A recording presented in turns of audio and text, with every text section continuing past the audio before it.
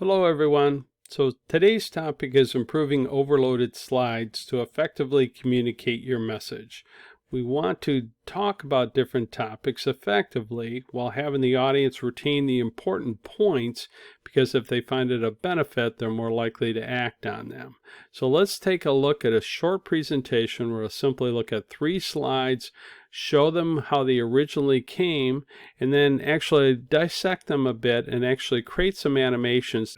So this first slide that you're seeing is a template for cardiovascular system disease. You would click on it and go on to the next page. So in this case, there's a lot of information. There's over 6 points. Well, that's a lot of information. All the research shows their eyes tend to go all over the place when you do this. Also trying to both read it and listen to you. And that's usually where they can get lost. And if they get lost, the retention is going to be poor. Let's go on to the next slide. The next slide is the table of contents, laid out pretty well. But again, their eyes are going to be drawn all over the place. They're trying to listen to you, especially when you're describing each area on this. And I think it can be presented in a much easier format if they simply show up on the slide as you're speaking about them. So let's look at how you would actually do that. Even with this first page, I think it would be better to actually just have the title, Cardiovascular System Disease. Click on this information here and have this actually show up as the first bullet point that you're actually going to talk about. I'll click on animations because I want to change how this information is actually coming onto the screen. And in this case, I'll use a fade. You can use fly in and things like that as well. Anything that you think could actually make it a little bit more important. It actually is revealed is the way that I use fade, and then I can actually speak to that point. And then we see the animation page actually comes up here. So that takes care of page number 1. How about page number 2? Wow, there's a lot of data here, right? And so I think it's much better if we simply click on this section. We see the animation is already clicked on, and we can click on the fade, and what we'll see is that each one of the points is actually now going to show up, and actually there'll be numbers associated with each one of those. So you see 1, 2, 3, 4, all the way down. Now for this final section, this number 6, I think it would be a little bit nicer if maybe a couple points come up at a time, just to kind of move it along so that it doesn't feel like it's dragging on too long. So for both 8 and 9, I'm going to actually make some changes so that they show up along with number 7.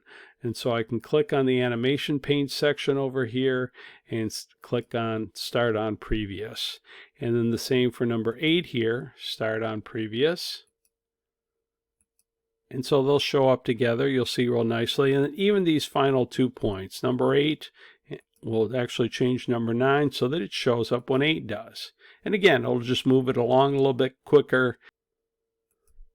So when we click on the next slide, I think it would be a better presentation if actually the number 1 showed up with this information about number 1, then number 2, and then number 3, and so on. So what you can do for that is just left click in this outer area, create a section like this, release it, and now we see everything has been captured here. I can now essentially do the fade here. The animation stops here, and now all of this will come up at the same time. And then I can just continue that, hold down the left mouse key, create a section, grab all the stuff for number 2, and click on fade, and now that'll show up. And then I'll do it for all the rest of them as well. So here's the presentation now with those modest changes I made it. And you tell me if it doesn't make it easier for you to understand each one of the key points I'm trying to discuss. So I click on cardiovascular system disease and say, here's where your presentation begins. I click again and I get the contents of this template. And then I see each one of these points I'd like to discuss with you. Here's what you'll find. Number 1, then number 2, then number 3. And again, taking the time where necessary to pause, discuss a little bit further, and then continuing all the way through until I'm done with this part of the slide presentation.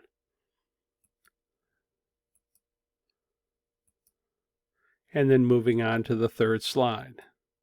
Now I have a table of contents and number 1, and I would again continue describing each one of these topic areas until I'm satisfied that they understand. I ask questions and then I move on.